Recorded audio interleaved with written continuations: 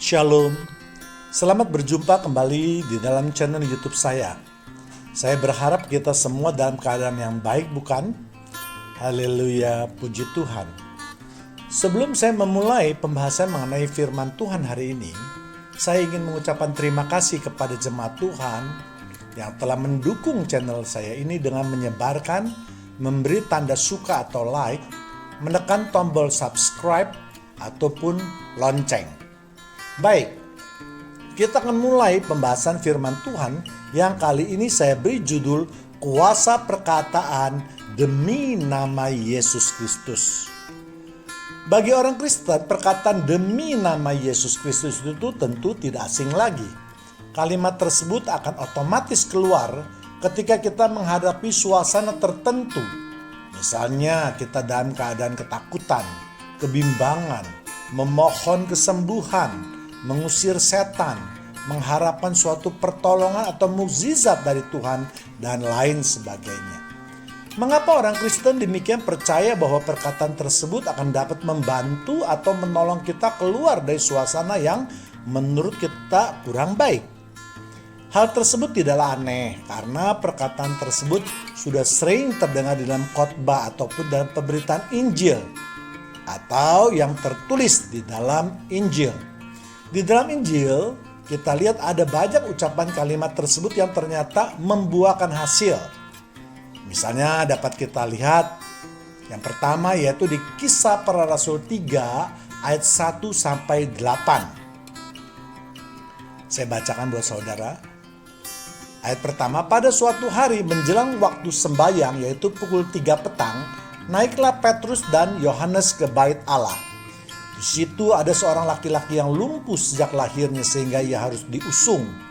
Tiap-tiap hari orang itu diletakkan dekat pintu gerbang bait Allah yang bernama Gerbang Indah untuk meminta sedekah kepada orang yang masuk ke dalam bait Allah. Ketika orang itu melihat bahwa Petrus dan Yohanes hendak masuk ke bait Allah, ia meminta sedekah. Mereka menatap dia dan Petrus berkata, "Lihatlah kepada kami." Lalu orang itu menatap mereka dan berharap dengan harapan akan mendapatkan sesuatu dari mereka.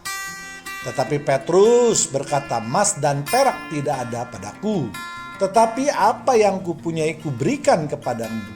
Demi nama Yesus Kristus orang Nazaret itu, berjalanlah." Lalu ia memegang tangan kanan orang itu dan membantu dia berdiri. Seketika itu juga kuatlah kaki dan mata kaki orang itu. Ia melonjak, berdiri, lalu berjalan kian kemari dan mengikuti mereka ke dalam bait Allah, berjalan dan melompat-lompat serta memuji Allah. Kita lihat murid-murid Yesus benar-benar meneladani kehidupan Yesus. Mereka hidup dalam keadaan yang sederhana. Maka ketika orang lumpuh itu meminta sesuatu dari mereka, maka dapat diartikan meminta uang atau sedekah dari Petrus dan Yohanes. Hal tersebut biasa dilakukan mereka yang ingin masuk dalam bait Allah. Mereka memberikan semacam sedekah untuk orang lumpuh. Dan bagi orang lumpuh itu merupakan sumber penghasilan untuk menunjang kehidupan mereka. Namun ketika Petrus dan Yohanes ingin masuk ke bait Allah, maka orang lumpuh tersebut juga berharap agar Petrus dan Yohanes juga melakukan hal yang sama, yaitu memberikan sedekah kepada mereka berupa uang. Namun kedua murid itu mengatakan mereka tidak mempunyai uang, tetapi mereka ingin memberikan sesuatu yang dapat meringankan penderitaan orang lumpuh tersebut. Satu-satunya yang mereka punya adalah perkataan kuasa. Sehingga itulah yang diberikan kepada orang lumpuh tersebut. Dengan disertai iman, maka perkataan mereka menjadi kenyataan. Dan kedua murid Yesus pun menghilang di antara kerumunan orang, karena mereka tahu bahwa perbuatan mereka itu hanya untuk kemuliaan nama Tuhan. Mereka menghindari gerombolan atau perkumpulan orang-orang yang takjub melihat peristiwa tersebut. Lain lagi cerita tentang ke-70 murid Yesus ketika mereka diutus oleh Yesus untuk memberitakan kabar baik. Dan itu dapat kita lihat di Lukas 10 ayat 1, 17-19. Kemudian daripada itu Tuhan menunjuk 70 murid yang lain, lalu mengutus mereka berdua-dua mendahulunya ke setiap kota. dan tempat yang hendak dikunjunginya. 17. Kemudian ke-70 murid itu kembali dengan gembira dan berkata, Tuhan juga, setan-setan takluk kepada kami demi nama-Mu. Lalu kata Yesus kepada mereka, Aku melihat iblis jatuh seperti kilat dari langit. Sesungguhnya Aku telah memberikan kuasa kepada kamu untuk menginjak ular dan kalajengking dan kuasa-kuasa untuk menahan kekuatan musuh, sehingga tidak ada lagi yang membahayakan kamu. Jadi kalau kita perhatikan ayat ini, bahwa kuasa yang diberikan oleh Tuhan itu biasanya adalah suatu kuasa untuk preventif, untuk melindungi diri kita sendiri, sehingga diri kita tidak terserang oleh bahaya. Namun kebanyakan justru kuasa daripada perkataan ini dipakai untuk menyerang. Misalnya kalau ada orang yang kerasukan, maka kita sepertinya ingin menyerang iblis atau setan yang ada di dalam tubuh orang yang bersangkutan. Sebenarnya hal ini kuranglah tepat. Seharusnya ketika iblis itu mau menyerang kita, baru kita mengucapkan demi nama Tuhan Yesus Kristus. Jadi ada suatu maksud untuk mempertahankan hidup kita atau tubuh kita atau kekuatan tubuh kita terhadap kekuatan musuh. Kita lihat ketika 70 murid Yesus itu hendak memberitakan kabar baik, mereka tidak menyangka bahwa kuasa nama Yesus begitu besar. Sehingga ketika mereka kembali, mereka begitu gembira memberitahukan Yesus bahwa mereka telah banyak membuat mukjizat demi nama Yesus. Namun Yesus mengatakan kepada mereka bahwa sebenarnya sebelum mereka berangkat pun kuasa itu telah diberikan. Sama seperti kita yang menjadi murid Yesus, juga telah diberikan kuasa untuk membuat mukjizat dan menaklukkan setan-setan atau kuasa kegelapan. Yang menjadi pertanyaan, apakah benar kita telah menjadi murid Yesus? Kalau benar, mengapa seringkali kita mengucapkan kalimat tersebut namun tidak memiliki kuasa yang nyata? Kita harus mengintrospeksi diri kita sendiri. Apakah benar kita telah menjadi murid Yesus? Menjadi murid Yesus berarti meneladani kehidupan Yesus. Inilah yang sering dilupakan oleh banyak orang. Karena mereka hanya mendengar dari pendeta ataupun gembala yang sering mengatakan bahwa kita telah menjadi murid Yesus ketika kita dipermandikan. Perkataan itu tidak salah sepenuhnya, tetapi juga tidak benar sepenuhnya. Karena kita telah menerima Yesus sebagai Tuhan dan Juru Selamat. Yang belum atau tidak kita lakukan adalah seharusnya menjadi murid itu harus menyerupai gurunya. Segala perkataan dan perilaku kita harus sesuai dengan kehidupan Yesus. Itulah sebabnya banyak hamba Tuhan ataupun orang percaya ketika hidupnya mereka masih sederhana, banyak menolong orang di dalam kesederhanaan mereka, mereka tetap percaya dan bergantung kepada Yesus. Sehingga ketika mereka mengucapkan kalimat demi nama Yesus Kristus, maka kuasa kalimat itu bekerja dengan sempurna. Bukankah Alkitab berkata, kuasaku menjadi sempurna di dalam kelemahanmu? Namun seiring waktu, dengan banyak kuasa yang menjadi kenyataan, kehidupan pendeta atau orang percaya pun berubah. Apakah salah kalau Tuhan memberkati mereka? Oh, tentu saja tidak. Namun ketika pendeta atau mereka mulai memasang tarif untuk suatu pelayanan karena merasa bahwa dia mempunyai kuasa, dia sangat diurapi, dia mampu membuat mukjizat, lalu menyombongkan dirinya, maka sejak saat itulah akan redup semua kuasanya secara perlahan-lahan. Karena mereka tidak lagi bertindak sesuai dengan gurunya. Saya katakan perlahan-lahan artinya memang tidak seketika kuasa untuk membuat mukjizat itu langsung hilang. Tetapi seiring waktu akan lenyap. Untuk itu mari jemaat dan para pendeta, janganlah kita mempermalukan nama Tuhan kita dengan seringnya memperkatakan kalimat tersebut, namun tidak pernah menjadi kenyataan. Jadi kita hanya mencoba-coba saja, siapa tahu berhasil. Jika demikian, maka dapat dipastikan tidak akan berhasil. Karena perkataan tersebut harus dilakukan dengan iman percaya yang kuat. Jadi tidak boleh jemaat Tuhan yang terkasih melakukan hal tersebut hanya untuk coba-coba. Perbaiki dulu perilaku dan ucapanmu, kehidupanmu. Sesuaikah dengan kehidupan Yesus? Setelah itu baru kita boleh memperkatakan kalimat tersebut. Ada banyak cerita di dalam Injil di mana kuasa kalimat demi nama Yesus Kristus itu bekerja dengan baik. Nama Yesus Kristus itu sangat kuasa untuk mengubah suasana yang kita rasakan kurang baik menjadi lebih baik. Seperti yang tertulis dalam Lukas 10 ayat 19. Yesus Kristus sudah memberikan kuasa kepada kita untuk mengalahkan segala musuh kita, termasuk setan dan kuasa kegelapan atau menginjak ular. Dan masih ada banyak lagi ayat-ayat yang menunjang bahwa sebenarnya kita sudah diberi kuasa untuk menaklukkan musuh-musuh kita. Yang menjadi pertanyaan, mengapa nama Yesus Kristus itu begitu besar kuasanya? Jika kekuatan Tuhan Yesus itu memang sudah tidak usah diragukan lagi karena Yesus adalah firman yang menjadi manusia. Dia Tuhan kita yang begitu besar kuasanya, sama seperti Bapa yang ada di surga. Namun dengan menyebut nama demi Yesus Kristus, lalu akankah kita menjadi demikian berkuasa? Tentu ini sangat menarik.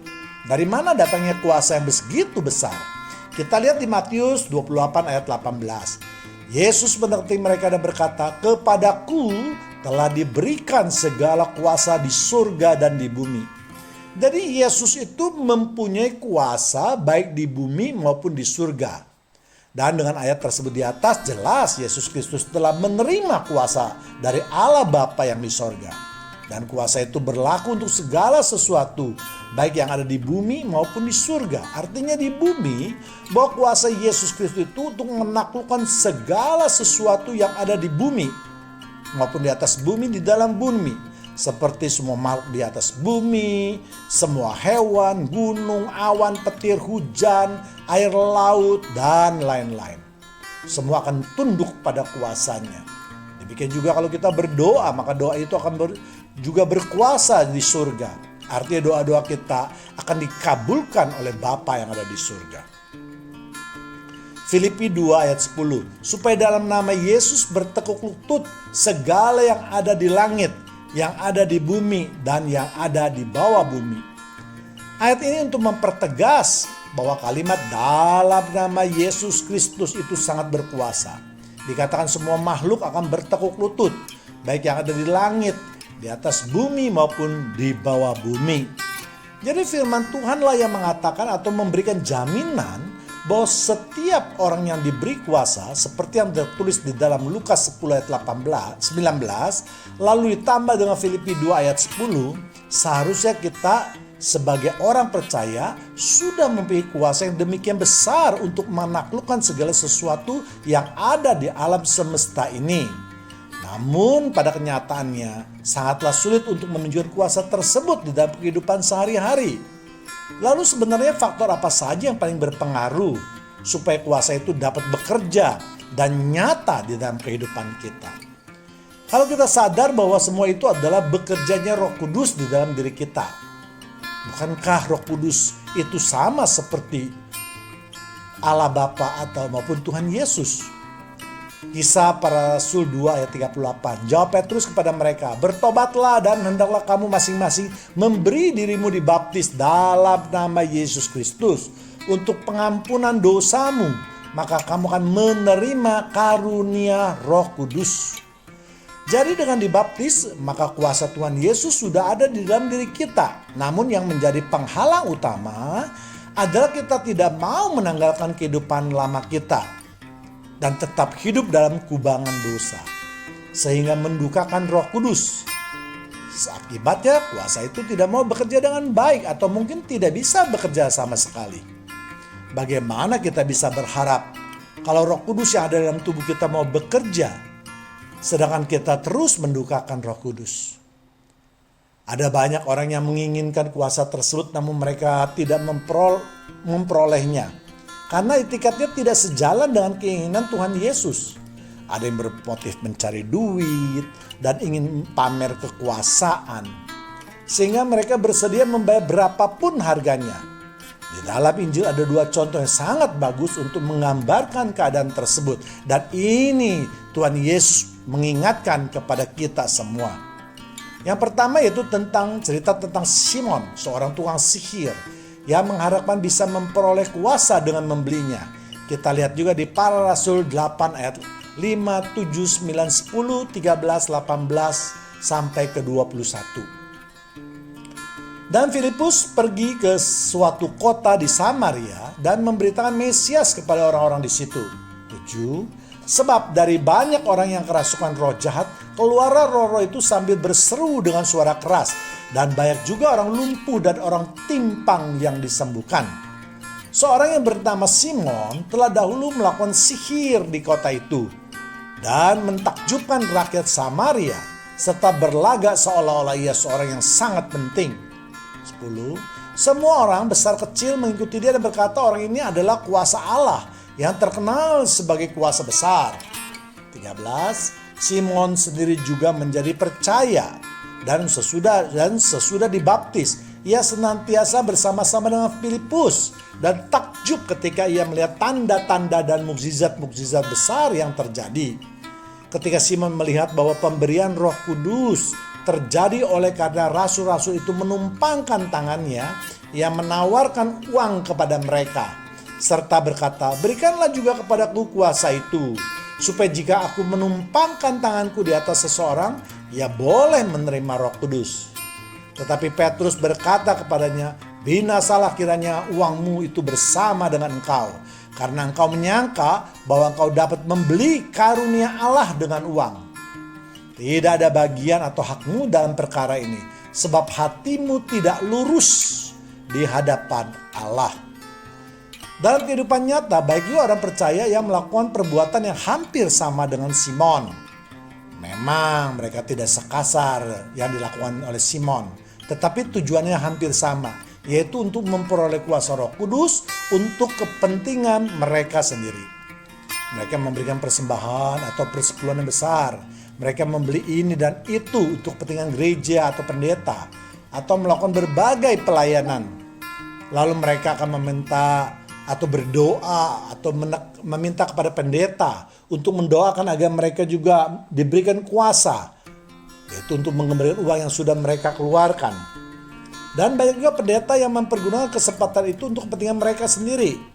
Namun sebagai pengikut Tuhan Yesus, kita diingatkan bahwa semua yang Tuhan berikan adalah gratis, sehingga semua pelayanan yang kita berikan juga harus bersifat gratis.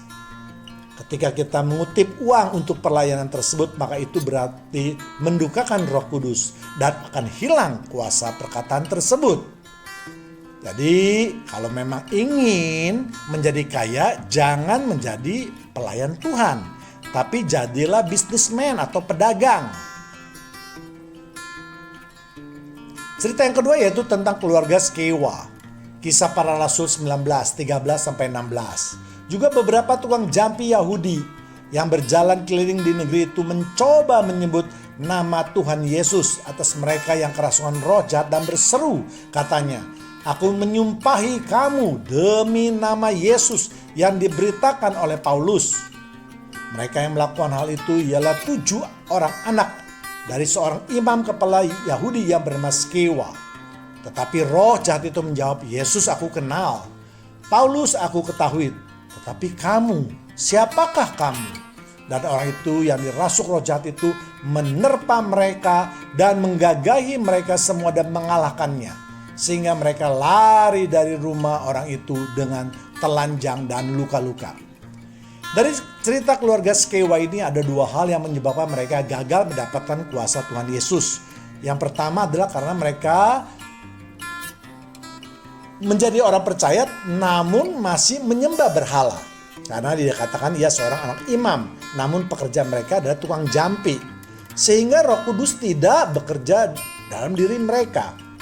Dan yang kedua yaitu mereka ingin menyombongkan dirinya, melakukan kegiatan yang agresif untuk mengusir setan dengan memperkatakan menyumpahi. Mereka ingin mencuri kemuliaan Tuhan. Ini adalah suatu peringatan bagi kita yang sudah menjadi percaya, bahwa walaupun kita mempunyai kuasa Roh Kudus, tetapi kalau kita lakukan untuk menyombongkan diri, ya yang berarti mencuri kemuliaan Tuhan, maka kuasa itu tidak akan bekerja lagi. Tapi malah sebaliknya yang akan terjadi, sama seperti dengan keluarga Skewa tersebut.